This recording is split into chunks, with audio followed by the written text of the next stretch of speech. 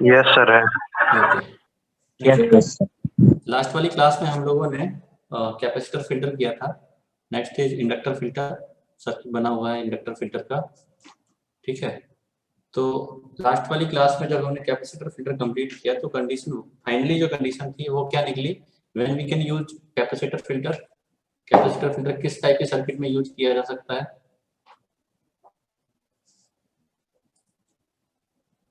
बताओ।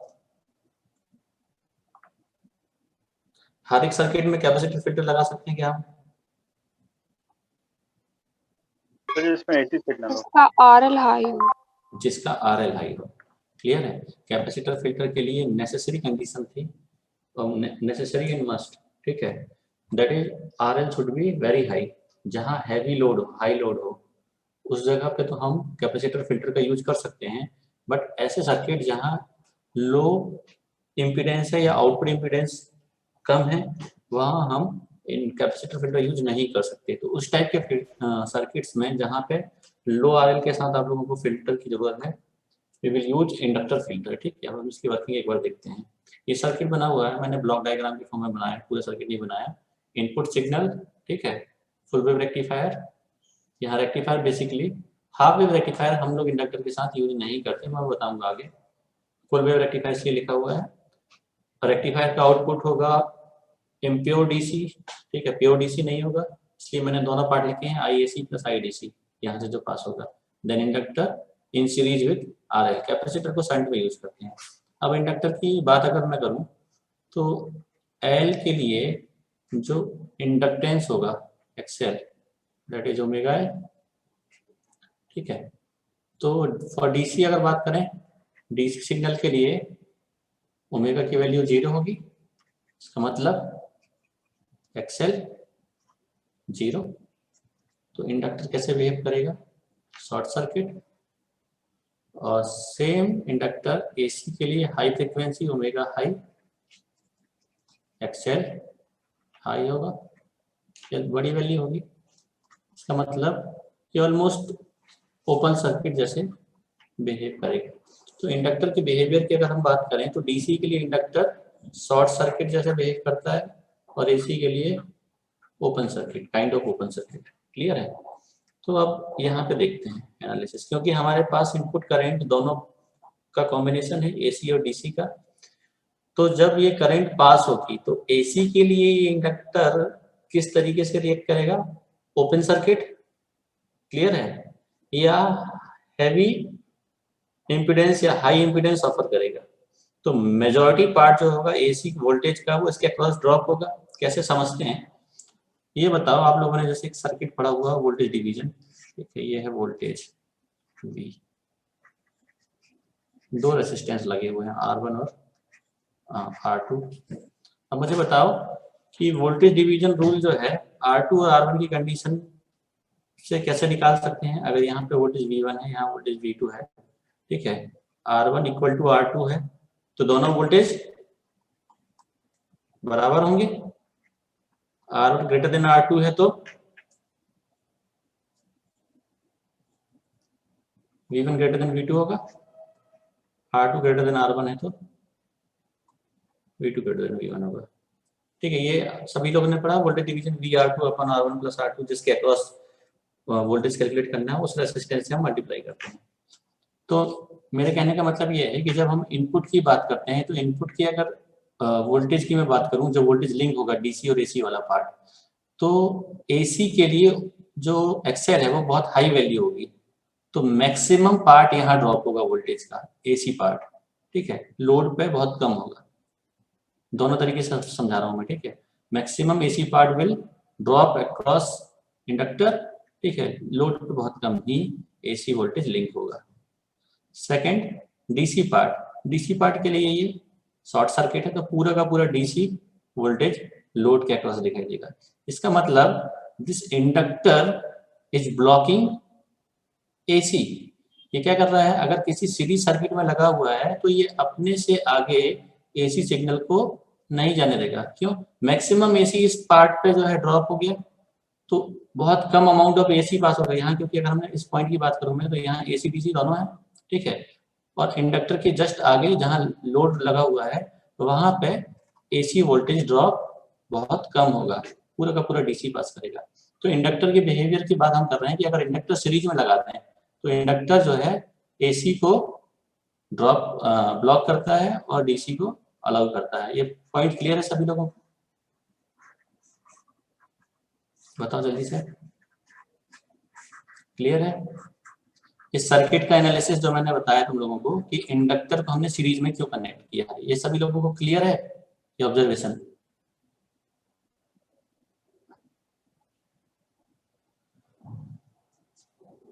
Chat box में बताओ। ठीक है, तो अब मुझे एक चीज बताओ तुम लोग कि इस जो मैंने एनालिसिस की बात की है इसको फुलफिल करने के लिए आरएल पे कोई कंस्ट्रेंट होना चाहिए क्या? आरएल पे भी कोई कंडीशन इंपोज होगी? अगर हम चाहते हैं कि मैक्सिमम पार्ट एसी का इंडक्टर के अक्रॉस हो ड्रॉप, तो उस समय, क्योंकि इनफाइनाइट तो प्रैक्टिकली नहीं है, ठीक है, इवन इफ आप एसी इनपुट दे रहे हैं तो एक्सेल फाइनाइट होगा, हाई होगा बट फाइनाइट। तो मेजॉरिटी पार्ट एसी का इंडक्टर के अक्रॉस कब ड्रॉप होगा, कोई कंडीशन होगी? आरएल काफी लो होना चाहिए। हाँ, आरएल बहुत लो होना चाहिए। या हम इसको ऐसे लिख सकते हैं कि XL must be much much greater than RL, ठीक है, then inductor blocks AC and allows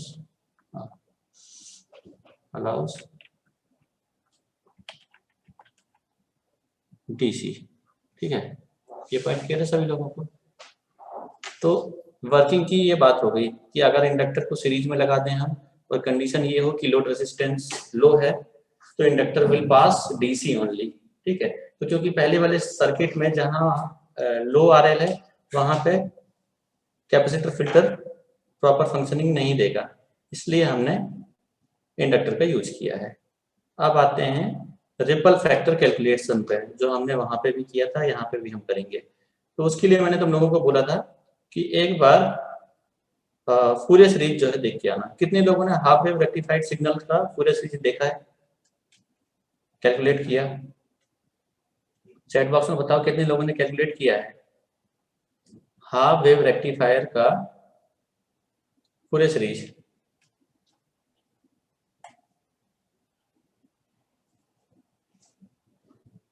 क्यों समझो, क्योंकि कैपेसिटर में हम लोग जो है इनिशियल वोल्टेज की बात कर सकते हैं, चार्जिंग हम लोगों को पता है, इनिशियल चार्ज पता है।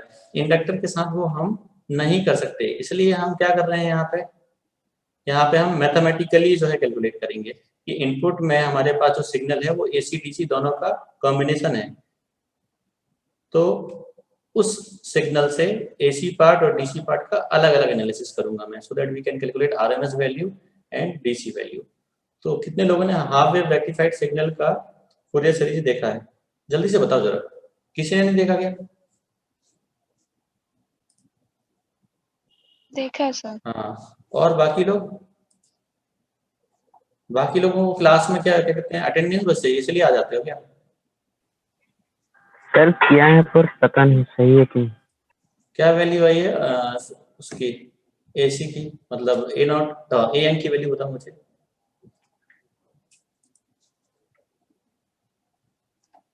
ए एन सर एन 0 होगा क्योंकि इसमें ए एन जीरो और नहीं, फंक्शन अश्लेषा ए एन की वैल्यू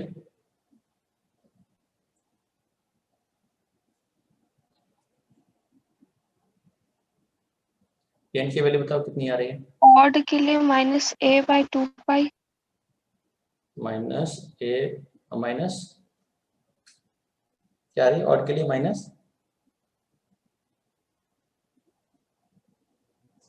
रिपीट करो।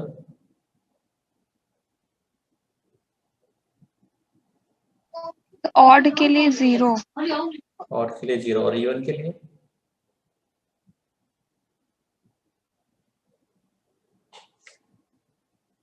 ऑड के लिए 0 आएगी, सही है। और इवन के लिए?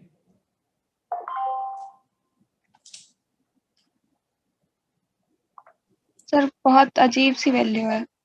ठीक है, मैं थोड़ा सा देखो सब लोग, मैंने इसलिए दिया था कि कम से कम तुम लोग ट्राई करो। ठीक है, जितने लोगों ने ट्राई किया होगा एटलीस्ट उन लोगों को ये समझ में आ रहा होगा कि कहाँ पे दिक्कत हो रही है, सॉल्व करने में कहाँ दिक्कत हो रही है। और इस टाइप के सिग्नल फूरियर सीरीज बहुत कम लोगों को आता है करते। ध्यान से देखना, मैं तुम लोगों को सॉल्व करके बता रहा हूँ फुल वेव रेक्टिफाइड सिग्नल का। ठीक है, हमारे पास फुल वेव रेक्टिफाइड सिग्नल किस टाइप का है?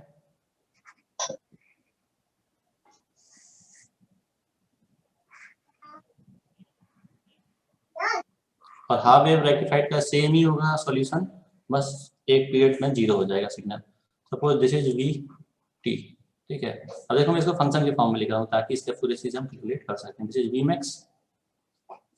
ओके, दिस इज, अच्छा यहाँ पीछे भी है सिग्नल, फुल वेव रेक्टिफाइड है। दिस इज 0 t/2 टी, ऐसे ही था ना, वर्सेस टी। अब मुझे यहाँ फंक्शन लिख के बताओ जरा, वी टी की वैल्यू क्या होगी? What will be v t? A sine omega t mod t. A sine omega t mod t होगा, तो इसको हम लोग ऐसे लिख सकते हैं, a sine omega t for 0 less than t less than t/2। ठीक है, और क्योंकि जनरली साइनोसॉइडल की साइकिल ये होती है, पहली पॉजिटिव और दूसरी नेगेटिव, और यहाँ नेगेटिव की जगह पॉजिटिव मिल रहा है, तो हम इसको लिख सकते हैं माइनस ए साइन, मॉड हटा रहा हूँ, minus a sine omega t for t/2 less than t less then capital T. ठीक है, अदर हाफ के लिए ये फंक्शन है, ध्यान रखना सब लोग, फंक्शन ऐसे लिखा है मैंने। हाफ वेव रेक्टिफायर के लिए दूसरा वाला 0 हो जाता है यहाँ पे, t/2 से लेकर t तक, इस केस में नेगेटिव होगा। फंक्शन क्लियर है सभी लोगों को? आगे बढ़े। ठीक है, पूरे सीरीज में ए नॉट क्या होता है? Average 1/t 0 to t xt dt। ठीक है, यहाँ जाओ, करते हैं कैलकुलेट। 1/t, 0 से पहला फंक्शन है t/2 तक, वहाँ वैल्यू है, सॉरी ए साइन ओमेगा टी मैंने लिख दिया, इसको वी मैक्स करना होगा। ठीक है, अभी यही लेके चलते हैं, लास्ट में I will replace A with we max. ठीक है, ए साइन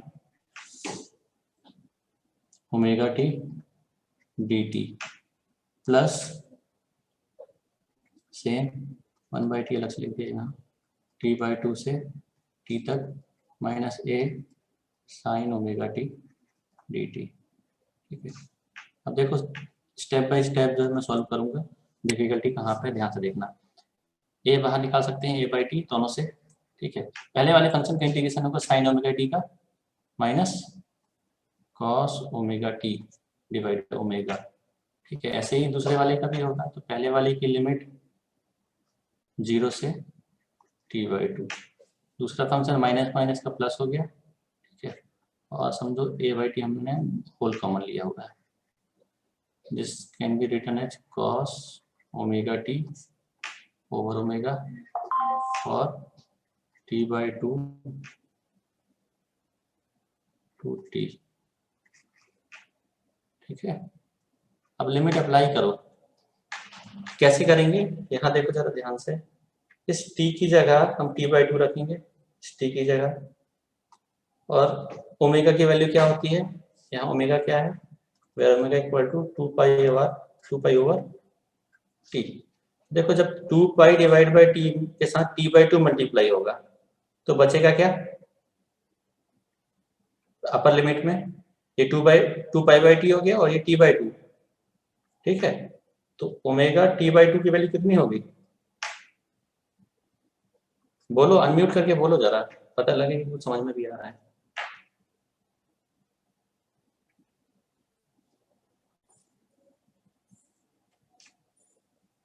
बताओ यार, कोई भी बताओ, ओमेगा t/2 कितना होगा? सर पाई पाई होगा।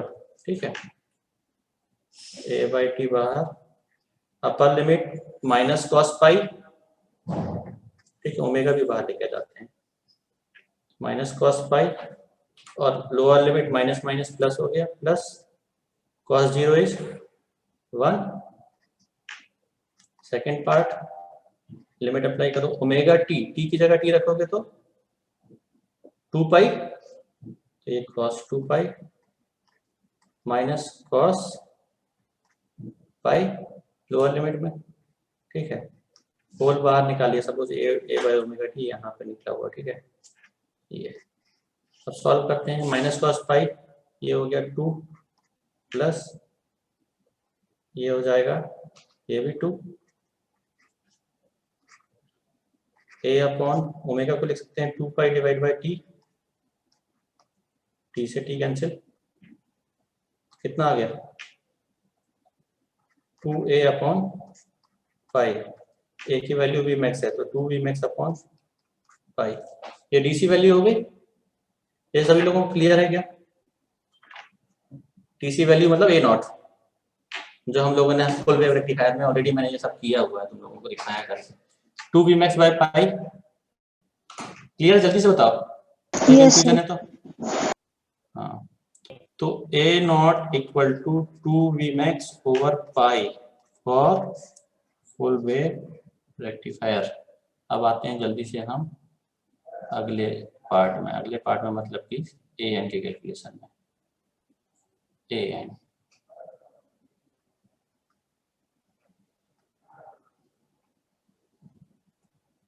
an का फॉर्मूला किसी को याद तो बताओ जरा, an कितना होता है, याद है? xt cos sin omega t dt बाहर 2 by t, ठीक है, 2 by T 0 to T X T cos N omega T, इसको ओमेगा नॉट भी कभी कभी लेते हो तुम, फंडामेंटल टाइम पीरियड, ये cos N omega T D T.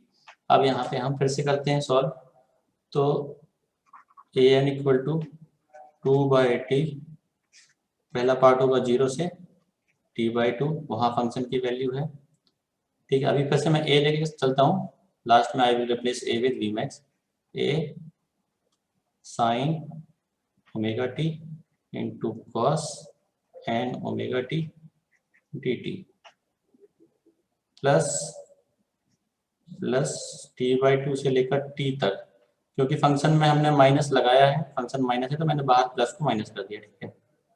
यहाँ पे फंक्शन है a, again a sine minus a sine omega t and cos N omega T D t, ठीक है। तो इस फंक्शन को तुम लोगों को सॉल्व करना है, ठीक है, एक एक करके करते हैं। पहले मैं करता हूँ इसको सॉल्व, ये दोनों को साथ में करते हैं, ठीक है। 2 बाई टी अभी मैं देखो यहाँ पे जरा एक चीज, ए को बाहर लेके आ जाओगे, ठीक है, फिर ये साइन इंटू कॉस के फॉर्म में आ रहा है, तो तुम लोगों ने फॉर्मूले पढ़े हुए हैं 2 sine A into cos B, ठीक है, वो फॉर्मूला मैं अप्लाई करूंगा। 2 ये लगा हुआ बाहर, साइन इंटू कॉस, ठीक है, sine A into cos B type का फॉर्म है ये, sign A into cos B. 2 sine A into cos B का एक्सपेंशन क्या होता है, ए बाई टी बाहर, ये है लिमिट 0 से लेकर टी बाई 2 तक, बताओ क्या होगा 2 sine A into cos B, किसी को याद नहीं है? Sine A plus B plus sine A minus B, ऐसा होता है, sine A plus B plus sine A minus B.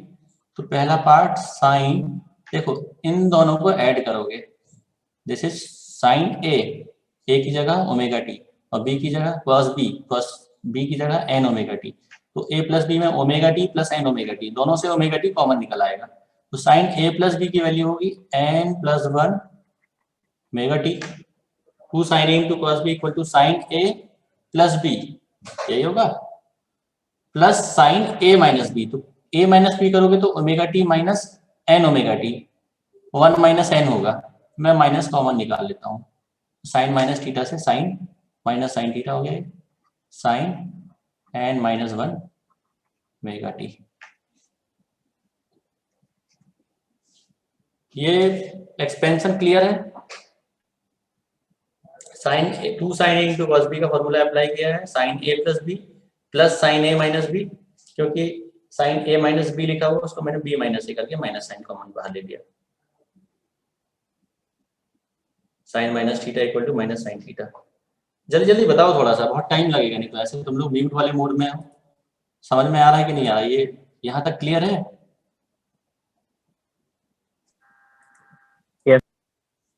सभी लोगों को बताना भी नहीं तो मैं क्लास से बाहर कर दूंगा उठा के। समझ में आ रहा है? जिसके रिस्पॉन्स मुझे समझ में नहीं आया कि कोई शांत बैठा हुआ है, यस मैं उठा के बाहर कर दूंगा क्लास से। हाँ, क्योंकि यहाँ एक तो जो काम दिया हुआ है वो तुम लोगों ने किया नहीं, ऊपर से यहाँ एक डेरिवेशन मैं पूरे सीरीज सॉल्व कर रहा हूँ बैठ के। देखो अब ध्यान से जरा, ये हो गया पहला पार्ट, ठीक है। अभी इसी को लेके चलते हैं, नहीं तो तुम्हारा कंफ्यूजन बढ़ जाएगा। पहले मैं इसको सॉल्व करूंगा और फिर मैं इस वाले को। तो पहले मैं 0 से t/2 वाला इंटीग्रल सॉल्व कर रहा हूँ, ध्यान से देखते जाना। ये है an, ठीक है। अब यहाँ a/t हो गया, ठीक है। और इंटीग्रेशन की बात करते हैं अब। इंटीग्रेशन पे चल रहा है, साइन का इंटीग्रेशन क्या होता है? साइन x का या साइन थीटा का इंटीग्रेशन? अनम्यूट करके बताओ कोई भी। साइन थीटा का इंटीग्रेशन माइनस कॉस थीटा। तो यहाँ पे एंगल में n+1 ओमेगा है t के साथ, तो आंसर क्या होगा? Minus cos n+1 omega t divide by n+1 times omega, ठीक है। मैं ओमेगा को लेके आता हूँ बाहर, क्यों? यहाँ से भी n+1 ओमेगा निकलेगा, यहाँ से भी n-1 ओमेगा, ओमेगा कॉमन, तो मैंने ओमेगा बाहर कर दिया है। जो भी चीज़ कॉमन है उनको एक ही बार लिखें, ठीक है। एक मिनट, हाँ सर, लेक्चर ले रहा था सर, लेक्चर कहाँ हो आप? नहीं शायद थर्ड। अरे बताया नहीं आप मेरे को, मैं आ रहा हूँ थोड़ी देर में, है ना? हाँ ठीक है, ठीक।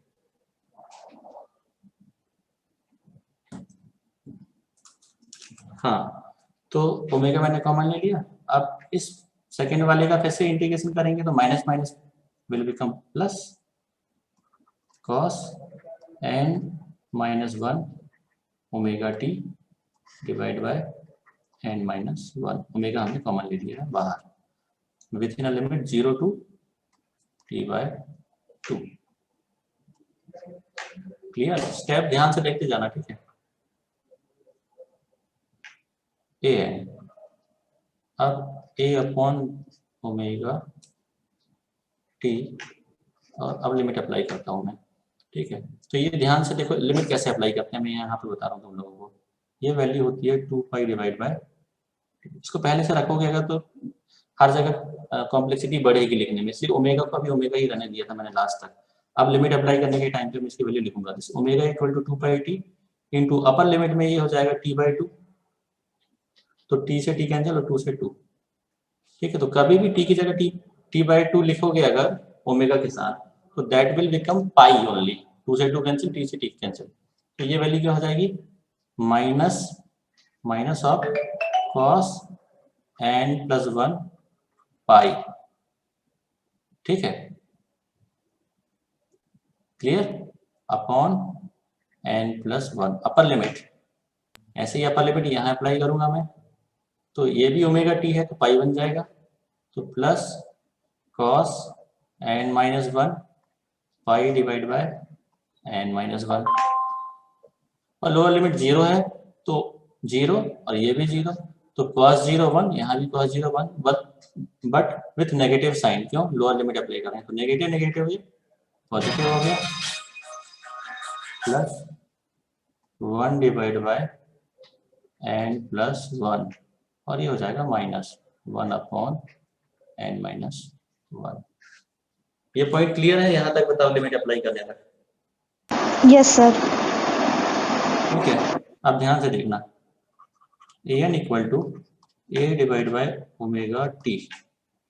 मैं 1 वालों को एक साथ लिख रहा हूँ, 1 divide bye n+1 -1 upon n-1, और ऐसे ही इन लोगों को एक साथ, plus cos n-1 pi upon n-1 minus cos n+1 pi upon n+1, ठीक है। अब यहाँ एक ऑब्जर्वेशन होगा, n की वैल्यू या तो इवन होगी या ऑड होगी, ठीक है।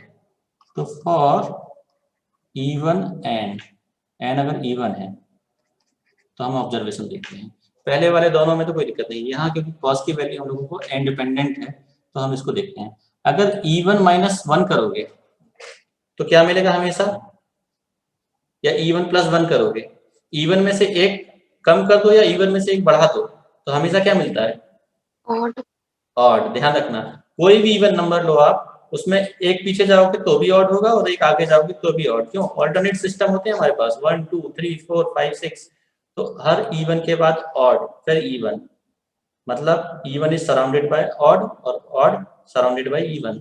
तो अगर उसमें प्लस 1 करते हैं या माइनस 1 करते हैं इवन में तो हमेशा ऑड बनेगा। तो n अगर इवन है तो n माइनस 1 ऑड होगा, ये ऑड हो जाएगा और ये भी ऑड हो जाएगा। और cos ऑड मल्टीपल ऑफ पाई कितना होता है, cos n पाई की वैल्यू क्या होती है, यहां बताऊं मुझे, यहां लिख रहा हूं cos n पाई, n ऑड के केस में क्या होता है, cos पाई, cos 3 पाई, cos 5 पाई, cos 7 पाई, 9 पाई, कितना होता है -1। हाँ, म्यूट अनम्यूट करके बताया करो है ना, थोड़ा सा मेरे को क्या है कि ये चैट बॉक्स अलग से ऑन करना होता है। हाँ ठीक है, तो वैल्यू विल बी माइनस। ठीक है, तो ये ऑड क्यों आया ये क्लियर है ना, ये हमारे इस पॉइंट के कारण। एंड हमने इवन लिया तो इवन के लिए ये वैल्यू और ये वैल्यू नेगेटिव हो जाएगी, तो नेगेटिव नेगेटिव पॉजिटिव। तो मैं फिर से लिख रहा हूं for even n a n equal to a upon omega T 1 upon n plus 1 minus 1 upon n minus 1, और ये नेगेटिव तो -1 अपॉन n माइनस 1, और ये नेगेटिव नेगेटिव का पॉजिटिव 1 अपॉन n प्लस 1। तो n प्लस 1 वाले 2 हो गए और n माइनस 1 वाले 2 हो गए, तो a divide by omega t. ठीक है, दोनों ऐड होंगे तो 2 कॉमन ले लिया मैंने दोनों से, तो 1 upon n plus 1 minus 1 upon n minus 1। यहाँ तक हम लोगों के पास सॉल्व हो चुका है, 2 हमने बाहर ले लिया। ठीक है, अब अगेन ए एन की वैल्यू यहाँ ए एन इक्वल टू, ठीक है, a n is equal to 2a upon omega T, इसको सॉल्व करते हैं, n minus 1 minus n minus 1 divide by n square minus 1। तो ए एन की फाइनल वैल्यू क्या होगी, n से n कैंसिल, ठीक है, -4a upon omega T into n square minus 1। ठीक है, और अगर ओमेगा की वैल्यू हम बता दें, ओमेगा क्या होता है 2 पाई बाई टी, तो अब अप्लाई करता हूँ मैं omega equal to 2 pi by t, तो -4a upon 2 pi into T. ठीक है, और नीचे एक टी है पहले से, एन स्क्वायर माइनस 1, ये टी से टी कैंसिल, और ए की वैल्यू भी अगर हम रिप्लेस कर दें तो फाइनल वैल्यू क्या होगी 2 से, ये 2 टाइम्स, तो -2 times v max upon pi into n square minus 1 होगा। For even value of n,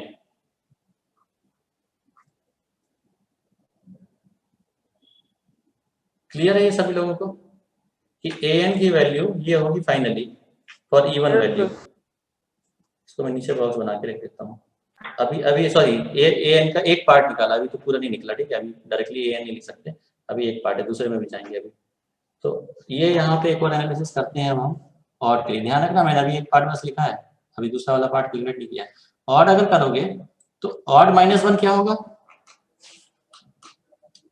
odd -1 even हो जाएगा इस बार, इवन होगा, और cos इवन मल्टीपल ऑफ पाई कितना होता है +1।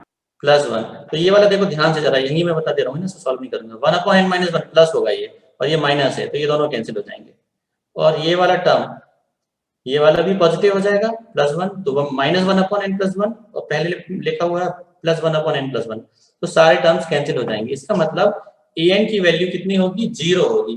कब, जब n इवन है। सिर्फ ऑड के केस में ये जो तुम्हारा an का फर्स्ट वाला पार्ट है ये मिलेगा। ठीक है, जो हमने सॉल्व किया है। क्लियर, तो यस सर। 0 से t/2 वाला जो फंक्शन है वो सिर्फ इवन एंड पे एग्जिस्ट कर रहा है। अब हम आते हैं सेकंड पार्ट जो हमने यहाँ पे छोड़ रखा है, यहीं पे मैं इसको साथ साथ सॉल्व करता हूँ। माइनस यहाँ पे भी फॉर्मूला अप्लाई करो, 2 sin a into cos b। तो फिर से हम यहाँ पे a/t कॉमन ले लेते हैं और इसको मैं लिख सकता हूँ, sorry, t/2 to t, 2 sin a into cos b, again sin a plus b, 2 sin a into cos b, sin a plus b plus sin a minus b, but angle हमारा b माइनस a हमें लिखा हुआ है, इसलिए sine minus theta, पहले page change करना, sine N minus 1 omega t. ठीक है, dt अभी मैंने छोड़ दिया है, dt ध्यान रखना है, ब्रैकेट लगा लोगे तो dt भी इंटीग्रेशन में। अब हम इंटीग्रेट करेंगे दोनों, माइनस a/t। ठीक है, पहले वाले का integration minus cos n plus 1 omega t divide by n plus 1 minus minus का plus cos n minus 1, same integration मिलेगा तुम लोगों को, बस लिमिट चेंज होगी। ठीक है, ओमेगा भी बाहर निकाल लो इसको, एक minute,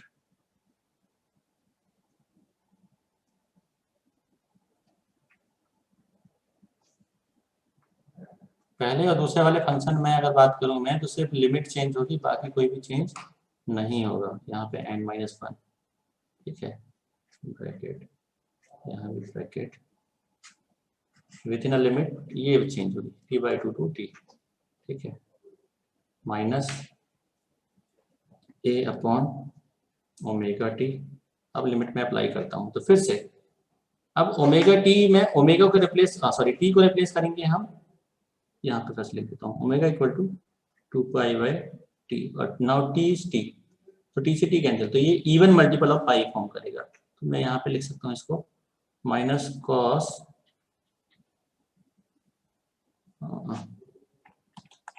minus cos 2n plus 1 pi upon n plus 1। ठीक है, अपर लिमिट यहाँ अप्लाई की, ऐसे ही यहाँ अप्लाई करोगे तो plus cos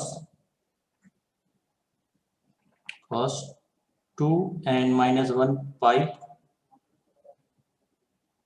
upon n minus 1। ठीक है, और लोअर लिमिट अप्लाई करोगे तो ये t/2 से 2 भी कैंसिल हो जाएगा तो मल्टीपल ऑफ पाई होगा।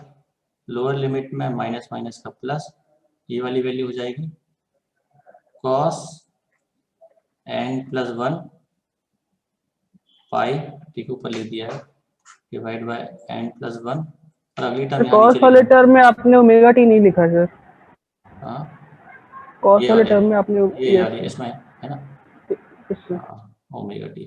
ठीक है, करेक्ट।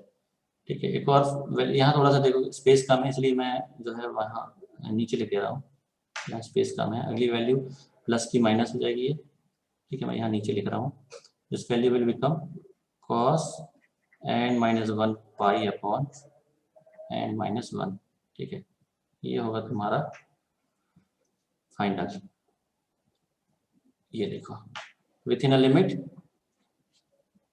t/2 टू, अच्छा ये लिमिट अप्लाई कर दिया हमने। ठीक है, लिमिट अप्लाई हो गया। अब देखो अगेन इवन ऑड के लिए हम इसके कंस्टेंट लगाएंगे अगर, तो अगर n इवन है तो ये टर्म क्या होगी, ये वाली टर्म हमेशा तो इवन माइनस होगी। हो जाएगी टोटल, हाँ, माइनस माइनस टोटल हो जाएगी। माइनस ठीक है, हाँ, क्यों, क्योंकि देखो 2 मल्टीप्लाई किया है तो ऑड में करो या इवन में, ये दोनों टर्म ये इंडिपेंडेंट ऑफ इवन और ऑड, एन अगर इवन है या ऑड है, बट ये हमेशा प्लस 1 ही होंगे, मतलब cos 2 pi multiple of anything, तो cos 2n plus 1 pi, n even हो या ऑड हो, this will become cos even multiple of pi, और cos even multiple of pi is always 1। ठीक है, ये सब एनालिसिस ट्रिग्नोमेट्री आनी चाहिए थोड़ी बहुत पहले से। a अपॉन ओमेगा टी, अब मैं लिमिट के साथ आंसर लिखता हूँ, तो ये वैल्यू हो जाएगी माइनस 1 अपॉन n प्लस 1, ये हो जाएगी plus 1 upon n minus 1।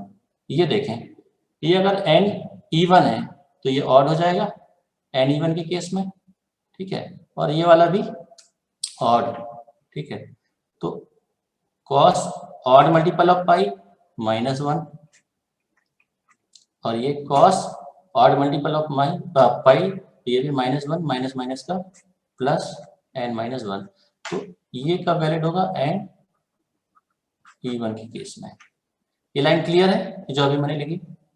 N even के केस में पहले दो Yes, टर्म sir, तो clear है। इंडिपेंडेंट ऑफ एन इवन और होंगे, पर अगले वाले के लिए हमको कंस्टेंट बताना होगा, इसलिए मैंने एन इवन लिखा हुआ है। ठीक है, ऑड वाला भी मैं बताता हूँ।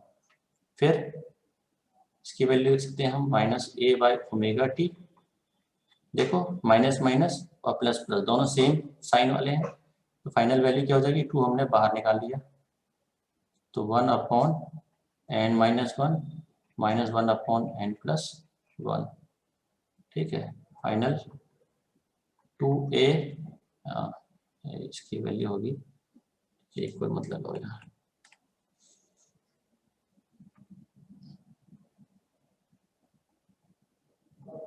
यहाँ पे साइन नेगेटिव लगा हुआ है, ये ध्यान रखना। ठीक है, with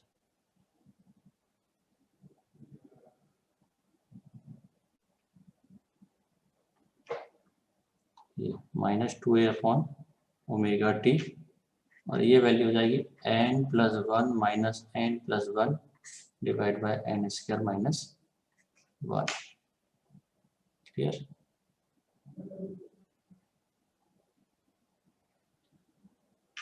this is equal to -2a/ωt, n से n cancel, 2 divide by n² -1। ठीक है, इसको भी सॉल्व करते हैं। ओमेगा की वैल्यू रिप्लेस करता हूँ मैं, और a की value 2vmax, omega is 2π/t, t पहले से है, और ये वैल्यू है 2/n² -1। तो ये 2 से 2 कैंसिल, t से t cancel, again -2vmax upon pi times n² -1। तो ये पहले पार्ट का था, ये दूसरे पार्ट का था, an। ठीक है, इवन के लिए। अब जल्दी से यहीं पर सेकेंड वाले पार्ट का ऑड का एनालिसिस देखो। सेकेंड वाला पार्ट अगर ऑड है तो इसको बड़ा करें, अच्छा था, सही। हाँ, कहाँ हमने यहाँ अप्लाई किया। ठीक है, ऑड अगर होगा तो देखो पहले वाले दोनों टर्म तो सेम होंगे, ये दोनों सेम होंगे। क्यों? ऑड या इवन हो, ये दोनों +1 होंगे। ये थर्ड टर्म की बात कर रहा हूँ मैं, ये वाली टर्म अगर ऑड है तो इवन मल्टीपल ऑफ पाई होगा, तो ये पॉजिटिव हो जाएगा, तो ये प्लस, और ये +1/n+1, और ये -1/n+1 कैंसिल। ऐसे ही ये वाला प्लस, तो ये माइनस हो जाएगा, -1/n-1, ये +1/n-1 कैंसिल आउट। मतलब दोनों पार्ट, पहला पार्ट इंटीग्रेशन का 0 से t/2 वाला और t/2 से लेकर t वाला, ये ऑड वैल्यूज ऑफ n के लिए 0 होंगे। तो फाइनली an की वैल्यू कितनी होगी? an की फाइनल वैल्यू माइनस, बताओ जरा,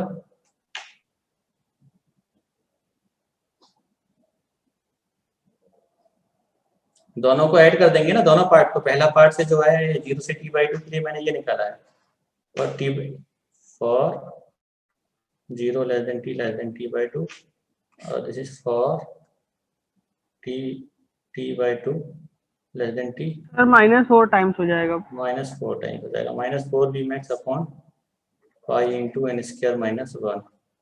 ये वैल्यू होगी an की। ठीक है, हाफ वेव रेक्टिफायर के लिए करोगे तो सिर्फ इतना आएगा, ये हाफ वेव के लिए सेकेंड वाला पार्ट 0 होगा। सेकेंड वाला इंटीग्रेशन की जरूरत ही नहीं है, उस समय फंक्शन 0 होगा, तो हाफ वेव के लिए ये वैल्यू आएगी an की। ठीक है, जिसको कंफ्यूजन होगा हाफ वेव का, first part is for half wave, second part is for half and full both. ठीक है, अब bn की अगर मैं बात करूं, ठीक है, ये मैं सॉल्व नहीं करूंगा, bn की वैल्यू 0 आएगी, ये चेक करना तुम लोग। ये मैं डायरेक्टली एक प्रॉपर्टी लगा के लिख रहा हूँ, यहाँ देखो,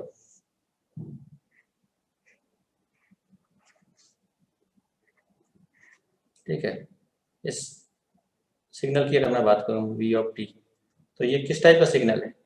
इवन सिग्नल, इवन है, मिरर इमेज, वर्टिकली ये एक दूसरे के ऊपर ओवरलैप हो रहा है कंप्लीटली, इवन सिग्नल। तो इवन सिग्नल के लिए bn कितना होता है? 0। ठीक है, पर इवन सिग्नल bn 0, तो फाइनल वैल्यू जो है xt की, अब xt को हम फूरियर सीरीज के फॉर्म में रिप्रेजेंट, यहाँ तक क्लियर है सभी लोगों को? जल्दी से बताओ जरा एक बार। an निकाल चुका हूँ मैं, a0 निकाल चुका हूँ, bn निकाल चुका हूँ, सभी को क्लियर है ना? Yes sir. अब आते हैं next.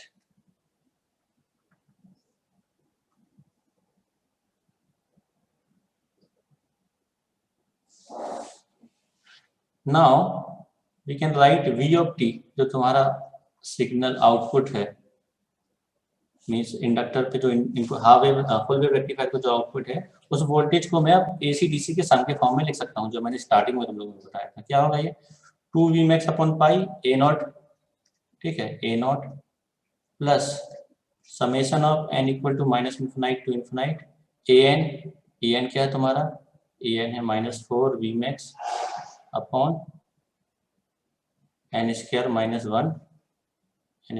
One times pi into cos n omega t, ठीक है। bn 0 है दिस, और ये होगा for not n equal to 0, ठीक है। ये वाली टर्म n इक्वल टू 0 पे नहीं होती, क्यों? n इक्वल टू 0 पे ये DC हमने निकाल दिया अलग से, तो ये वैल्यू होगी। अब यहाँ तक क्या करोगे? n इक्वल टू, क्योंकि ये E1 के लिए है, this is for E1 and और के लिए तो 0 था, तो n की वैल्यू क्या रखोगे? 2 4 6 8, तो n इक्वल टू 2 रखने पे देखो क्या आएगा, v of t 2V max over पाई रखो यहाँ पे, तो -4V max अपॉन 3 पाई cos 2 ओमेगा टी, ठीक है। 4 रखोगे यहाँ, मतलब और भी रखने होंगे, हायर टर्म्स भी आएंगे, 2 फिर प्लस करके 4 की वैल्यू आएगी। तो अगर इस पार्ट की मैं बात करूं, इस पार्ट की, तो ये इनवर्सली प्रोपोर्शनल है n स्क्वायर माइनस 1 के। तो n अगर 2 है तो डिवाइड बाई 3 होगा, n अगर आप नेक्स्ट 4 रखोगे, ये कितना हो जाएगा? 15 से डिवाइड। तो अगला एम्पलीट्यूड जो होगा, स्ट्रेंथ जो होगा, वो साइनसोइडल का बहुत कम है, इसलिए मैं हायर टर्म्स को निगलेक्ट कर रहा हूँ। मैंने सिर्फ n की पहली वैल्यू रखी हुई है। क्यों? अगली वैल्यू होगी 4V max अपॉन 15 पाई, तो इसका स्ट्रेंथ इसके कंपैरेटिवली बहुत कम होगा, इसलिए मैंने हायर टर्म को निगलेक्ट कर दिया। मतलब मैं अपने वोल्टेज सिग्नल को अब ये कंसीडर कर रहा हूँ, जो फुल वेव रेक्टिफायर का आउटपुट है। फुल वेव रेक्टिफायर के आउटपुट को हम AC DC के सम के फॉर्म में ये लिख सकते हैं, where this term is DC and this term is AC। Clear है सभी लोगों को? Yes sir. ठीक है। ये फूरियर सीरीज की हेल्प से, ये तुम लोगों को डेरिवेशन में नहीं करना है, ये सिर्फ मैंने फूरियर सीरीज समझाने के लिए बताया। तुमको फाइनल वैल्यू ये लिखना है कि for full wave rectifier Fourier series can be written as this, ठीक है, वेयर DC या A0 equal to 2V max by pi and AN equal to जो भी हमने निकाला हुआ था। अब आते हैं हम इस टोटल टर्म में, मैं कैलकुलेशन करता हूँ जल्दी से। रिपल फैक्टर क्या होता है? रिपल फैक्टर होता है RMS value of AC divide by DC value, ठीक है। और सर्किट की अगर मैं बात करूं, ठीक है, अब मैं हाफ वेव रेक्टिफायर के आउटपुट को ये समझ रहा हूँ, सपोज ये है, और सॉरी फुल वेव रेक्टिफायर का आउटपुट Vin है सपोज ये, ठीक है, और इसको हमने इंडक्टर को अप्लाई किया है और सीरीज में लगा हुआ है load resistance RL, this is XL। ये करंट फ्लो होगी जहाँ पे करंट दोनों होंगे, AC DC पार्ट। तो अब देखो DC पार्ट की अगर मैं बात करूं करंट की, तो IDC कितना होगा? DC voltage divide by load resistance. क्यों? उस समय XL की वैल्यू 0 हो जाएगी, शॉर्ट सर्किट हो जाएगी। क्यों? DC के लिए ओमेगा 0, इसका मतलब ये शॉर्ट, ये एलिमेंट शॉर्ट हो गया, ठीक है। और DC वोल्टेज बस इफेक्टिव होगा उस समय, AC वोल्टेज की हम बात नहीं करेंगे DC के लिए। तो VDC कितना है? बोलो, ये वैल्यू कितनी होगी? DC करंट की value 2 VM by pi। Max divide by pi times RL। Clear है सबको? और AC करंट की अगर मैं बात करूं, ठीक है, मैं यहाँ सर्किट बना देता हूँ दोनों केस के लिए, ध्यान रखना। ये VDC, ये एलिमेंट शॉर्ट सर्किट हो चुका है, ये है तुम्हारा DC करंट। और AC के लिए ऑल्टरनेटिंग सिग्नल होगा, देखो दोनों अलग अलग बनाए हैं मैंने, ऑल्टरनेटिंग और ये DC, ठीक है। इस समय इंडक्टर होगा सर्किट में और रेजिस्टेंस भी होगा, ठीक है। This is IAC, this is VAC। तो IAC की वैल्यू क्या होगी, VAC डिवाइड बाय, क्यों उस समय AC की अगर बात करूं तो AC में ओमेगा फाइनाइट होगा, इसलिए x ओमेगा L इफेक्टिवली होगा सर्किट में, XL और ये RL। तो VAC की वैल्यू क्या होगी, XL प्लस RL होगी। ये क्लियर है? Yes sir. अब यहाँ पे ऑब्जर्वेशन हमने क्या दिया स्टार्टिंग में कि XL की वैल्यू RL से बहुत ज्यादा, हमने यूज ही तभी किया इस फिल्टर को जब RL लो है।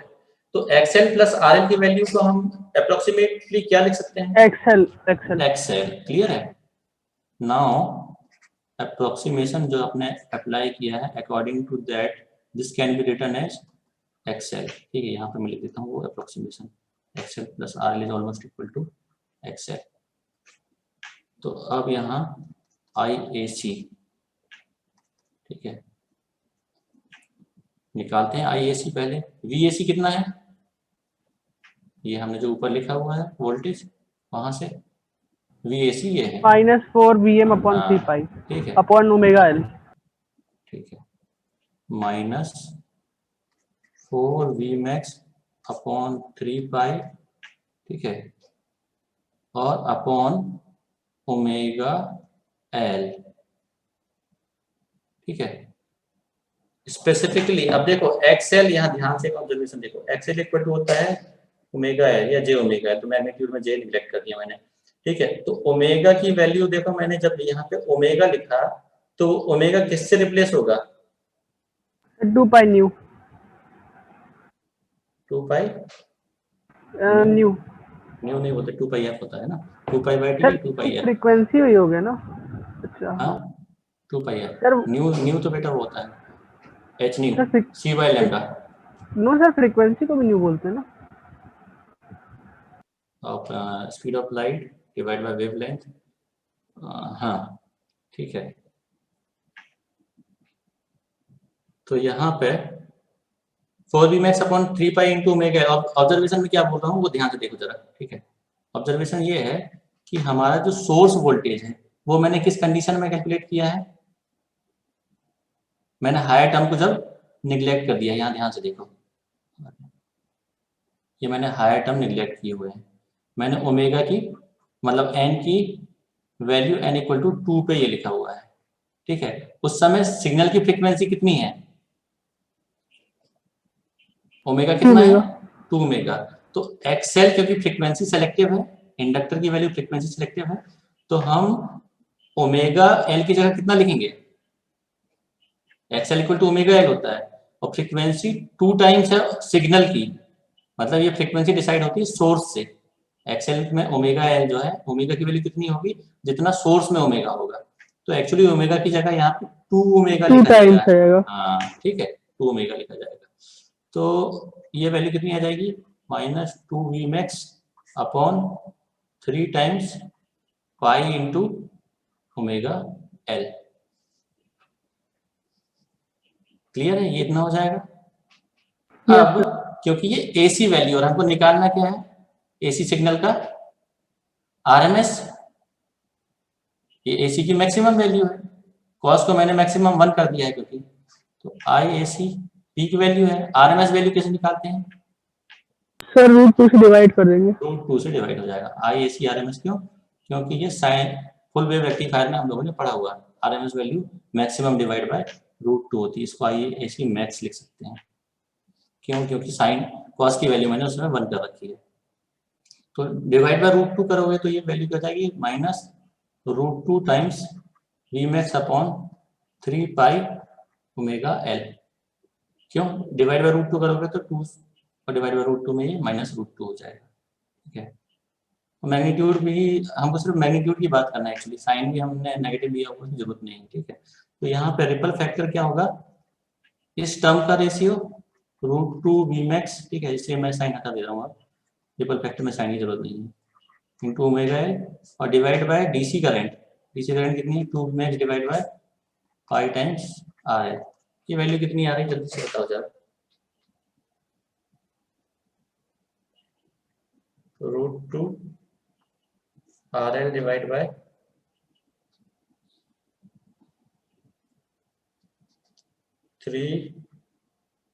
3 ओमेगा एल इंटू 2, यही होगी। इसको फाइनली लिख सकते हैं R L divide by 3√2 omega L. Check करो यही आंसर है क्या, सही लिखा हुआ कि नहीं। R L divide by 3√2 omega l, ये for l filter ripple factor, correct है। Yes sir. Yes sir.